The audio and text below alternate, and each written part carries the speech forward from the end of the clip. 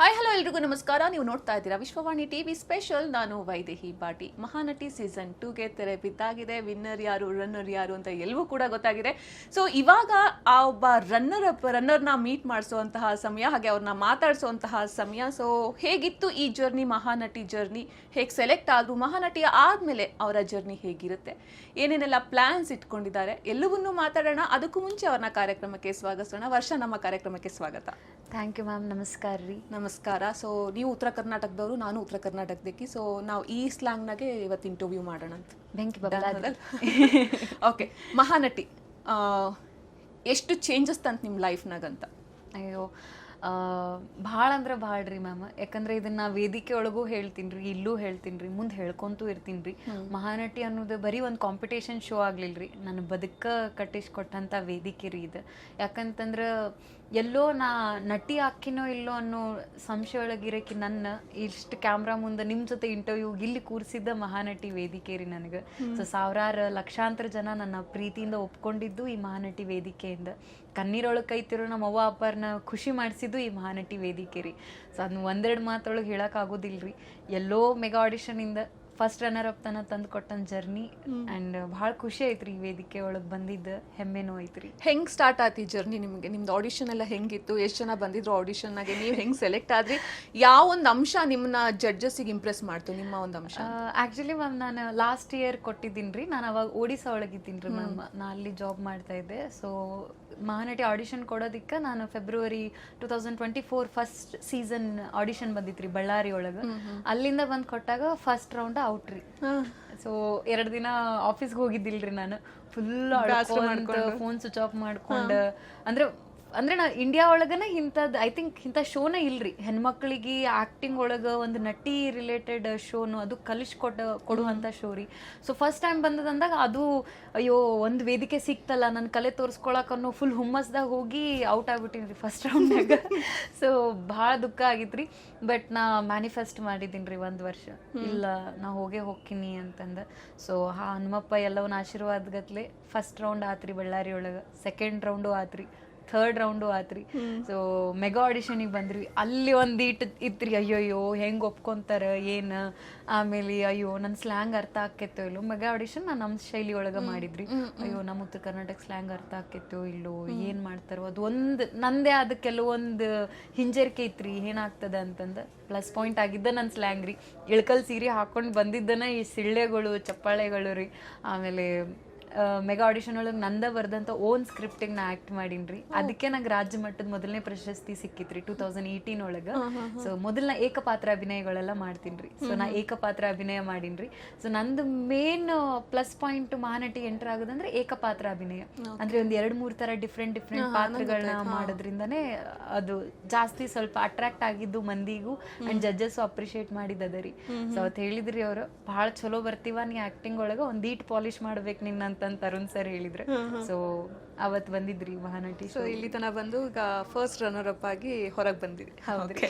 So ನಿಮ್ಮ ಒಂದು story ಭಾಳ ಇನ್ಸ್ಪೈರಿಂಗ್ ಅಂತಂದು ಹೇಳ್ತಾರೆ. ಯಾಕಂದ್ರೆ ಅನುಶ್ರೀನೂ ಅದೇ ಹೇಳ್ತಿದ್ರು, ನಿಮ್ಮ ಸ್ಟೋರಿ ಹೆಣ್ಮಕ್ಳಿಗೆ ಭಾಳ ಇನ್ಸ್ಪೈರ್ ಮಾಡುವಂಥದ್ದು ಅಂತ. ಸೊ ಒಂದಿಷ್ಟು ಕಷ್ಟಗಳನ್ನು ನೋಡ್ಕೊಂಡು ಬಂದಿರ್ತೀರಿ. ಆ ಕಷ್ಟಗಳ ಜೊತೆಗೆ ನಿಮ್ಮ ಫ್ಯಾಮಿಲಿಗೆ ನೀವು ಬ್ಯಾಕ್ ಬೋನ್ ಆಗಿ ನಿಲ್ತೀರಿ.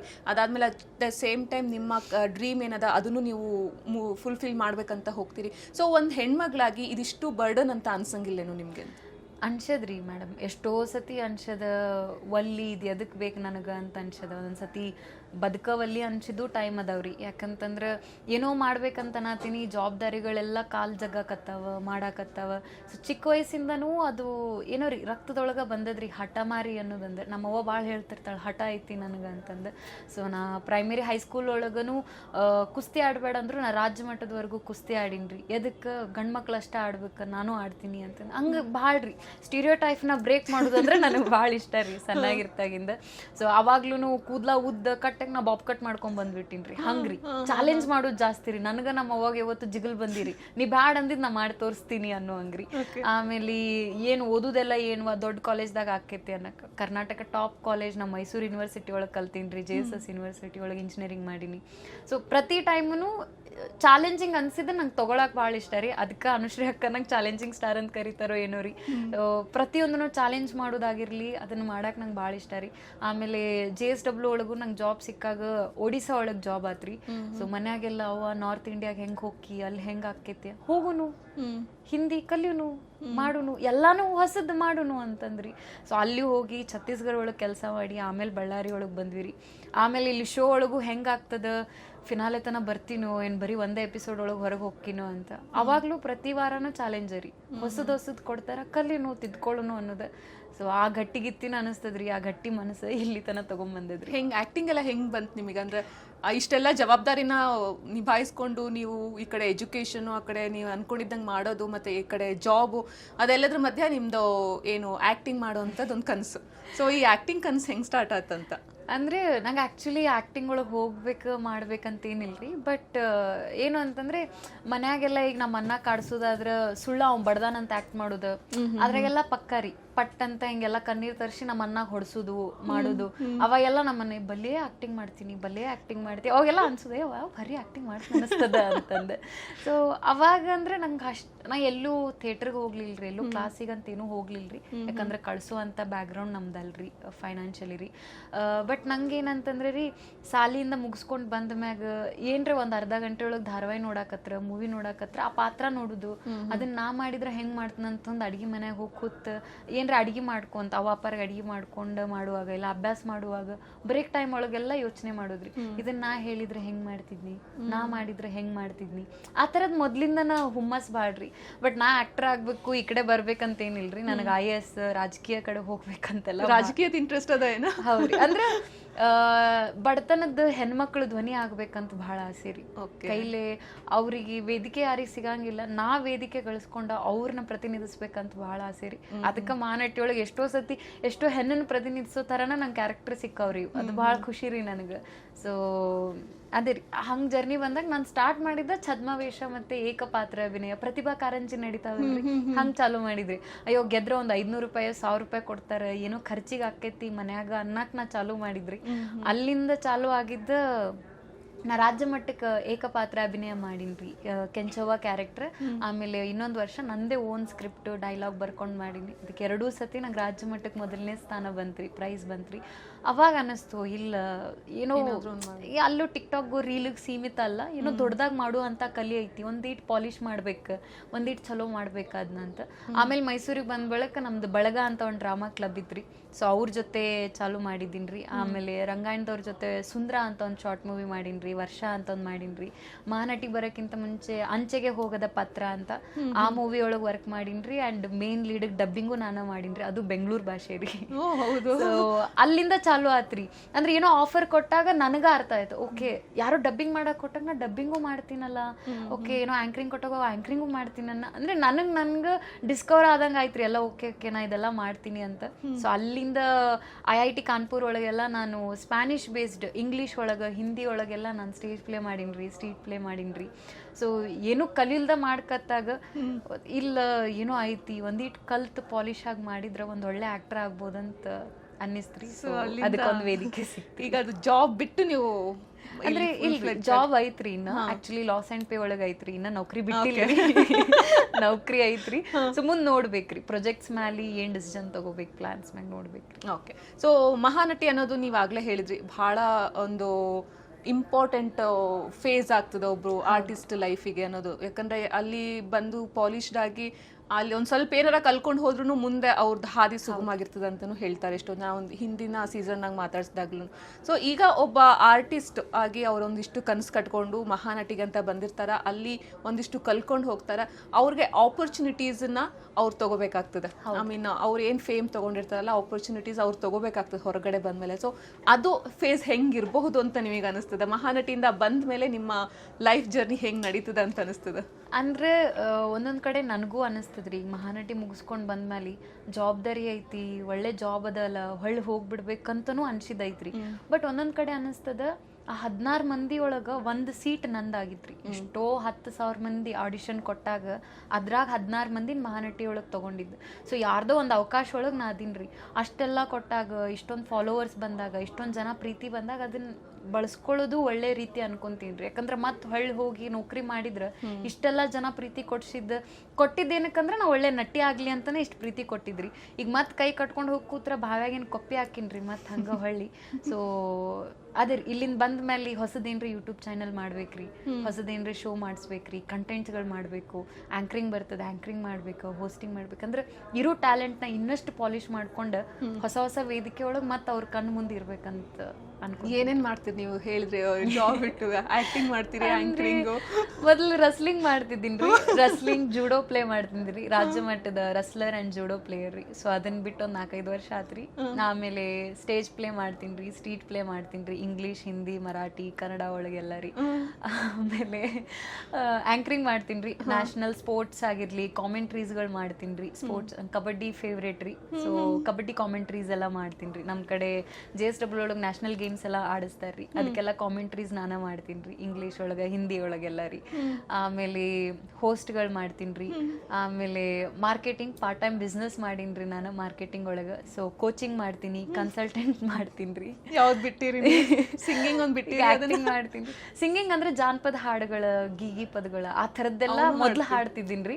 ಪ್ರತಿಭಾ ಕಾರಂಜಿ ಒಳಗೆಲ್ಲ ಮಾಡೋದು ಆ ಥರ ಹಾಡುಗಳು ಚಂದ ರೀ. ಈ ಥರ ಇಂಪಾದ ಹಾಡೆಲ್ಲ ಆಡಂಗಿಲ್ರಿ, ಜಾನಪದ ಹಾಡುಗಳು ಹಾಡುವಂಗೆಲ್ಲ. ಜಾನಪದ ಹಾಡುಗಳು ಚಲೋ ಅನಿಸ್ತಾವ ಕೇಳಲಿಕ್ಕೆ.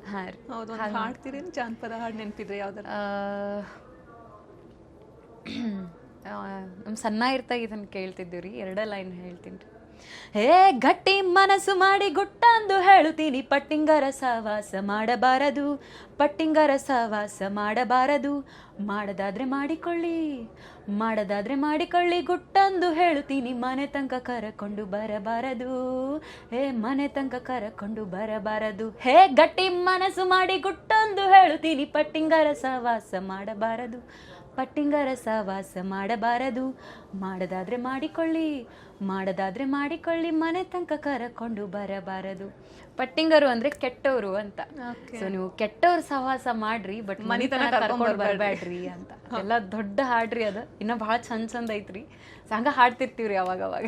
ಮಸ್ತ್ ಮಸ್ತ್. ಸೊ ಮಹಾನಟಿಯೊಳಗ ಹೆಂಗೆ ಟ್ರೈನ್ ಮಾಡ್ತಾರ ನಮ್ಗೆ ಅದೊಂದು ಸ್ವಲ್ಪ ಹೇಳ್ರಿ. ಯಾಕಂದ್ರೆ ಎಲ್ಲರೂ ಫ್ರೆಶ್ ಫೇಸ್ ಇರ್ತೀವಿ, ಆಮೇಲೆ ಎಲ್ಲೋ ಒಂದೊಂದ್ ಕಡೆ ಆಕ್ಟಿಂಗ್ ಕಲ್ಕೊಂಡ್ ಬಂದಿರ್ತೀರಿ ಚೂರ್ಪಾರು. ಬಟ್ ಇಲ್ಲಿ ಬಂದ ತಕ್ಷಣ ನೀವು ಪರ್ಫೆಕ್ಷನಿಸ್ಟ್ ಆಗ್ಬೇಕಾಗ್ತದೆ, ಪರ್ಫೆಕ್ಟ್ ಆಗಿ ನೀವು ಮಾಡ್ಬೇಕಾಗ್ತದೆ. ಸೊ ನಿಮ್ಮನ್ನೆಲ್ಲ ಹೆಂಗ್ ಟ್ಯೂನ್ ಮಾಡ್ತಾರೆ ಇಲ್ಲಿ ಅಂತ?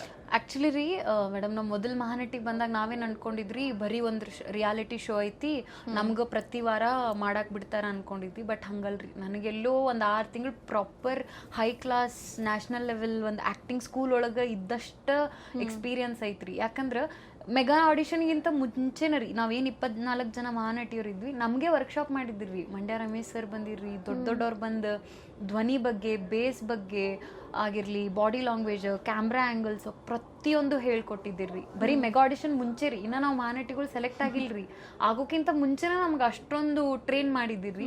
ಅದಾದ್ಮೇಲೆ ನಮಗೆ ಪ್ರತಿ ವಾರ ಮೆಂಟರ್ಸ್ಗಳು ಇರ್ತಿದ್ದಿರ್ರಿ. ಆಮೇಲೆ ನಮಗೆ ಡೈರೆಕ್ಷನ್ ಟೀಮಿಂದನೇ ಕ್ಯಾರೆಕ್ಟರ್ ಕೊಡ್ತಿದ್ರು, ನಿಮ್ಗೆ ಇದು ಸೂಟ್ ಆಗ್ತದೆ ಇದನ್ನ ಅಂತಂದು. ಅದು ನಮ್ಗೆ ಅರ್ಥ ಆಗಿಲ್ಲ ಅಂದರೆ ಮೆಂಟರ್ ಫಸ್ಟ್ ಅರ್ಥ ಮಾಡಿಸ್ತಿದ್ರು. ಈ ಕ್ಯಾರೆಕ್ಟರ್ ಬ್ಯಾಕ್ಗ್ರೌಂಡ್ ಬರ್ಕೊಂಡು ಬರ್ರಿ, ಈ ಕ್ಯಾರೆಕ್ಟರ್ ನೀವು ಒಂದು ಪಾತ್ರ ಆಗಿದ್ರೆ ಏನು ಬ್ಯಾಕ್ಗ್ರೌಂಡ್ ಇರ್ತಿತ್ತು, ಹಿಂದರ್ಥ ಏನಿರ್ತಿತ್ತು ಅಂತ. ಸೊ ಬರೀ ಆ್ಯಕ್ಟ್ ಅಂದ್ರೆ ಧೋ ಅಂತ ಆ್ಯಕ್ಟ್ ಮಾಡ್ಸಕ್ಕೂ ಬಿಡ್ತಿದ್ದಿಲ್ರಿ, ಅದನ್ನೆಲ್ಲ ಬರ್ಕೊಂಬರೋರಿ. ಕಾಸ್ಟ್ಯೂಮ್ಸ್ ಮೇಲೆ ಆ್ಯಕ್ಟ್ ಮಾಡ್ತಿದ್ವಿ ರೀ. ಸೊ ಗ್ರೂಪ್ ಆ್ಯಕ್ಟಿಂಗ್ಗಳು ಮಾಡ್ತಿದ್ವಿ ರೀ. ಮಹಾಸಂಗಮ ಆದಾಗ ಬೇರೆ ಬೇರೆ ಆರ್ಟಿಸ್ಟ್ಗಳ ಜೊತೆ ಆ್ಯಕ್ಟಿಂಗ್ ಮಾಡ್ತಿದ್ವಿ ರೀ.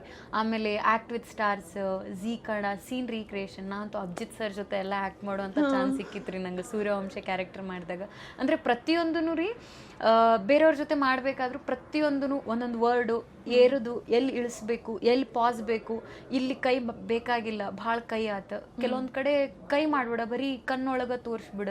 ಸೊ ಪ್ರತಿಯೊಂದೂ ಅಷ್ಟು ಚಂದ, ಪ್ರತಿಯೊಂದು ತಿದ್ದಿ ನಮ್ಮ ಕೆತ್ತಿ ಇಲ್ಲಿ ಫಿನಾಲೆ ತನ ತೊಗೊಂಬಂದಿದ್ದು ಮಹಾನಟಿ. ಅಷ್ಟು ಚಂದ ಹೇಳ್ತಾರ್ರಿ. ಆಮೇಲೆ ಅವ್ರದಷ್ಟು ಅಲ್ಲದೆ ಜಡ್ಜಸ್ಸು ಅಷ್ಟು ಚಂದ ಇದು ಕೊಡ್ತಾರೆ. ಅಂದ್ರೆ ನಮ್ಮ ಜಡ್ಜಸ್ ಪ್ಯಾನಲ್ ನನಗೆ ಭಾಳ ಖುಷಿ ಐತ್ರಿ. ಯಾಕಂದ್ರೆ ಇಲ್ಲಿ ಅಯ್ಯೋ ಏನೋ ಶೋ ಐತಿ ಹೊಗಳೂನಂತ ಹೊಗಳಂಗಿಲ್ರಿ. ಚಲೋ ಬಂದಿಲ್ವಾ, ಬಂದಿಲ್ಲ, ಕೆಟ್ಟ ಮಾಡಿ ಚಲೋ ಮಾಡಿ ನೀ ಇದ್ರಾಗ ತಿದ್ಕೋಬೇಕು ಅಷ್ಟು ಚಂದ ಪ್ರತಿಯೊಂದು ಹೇಳ್ತಾರೆ.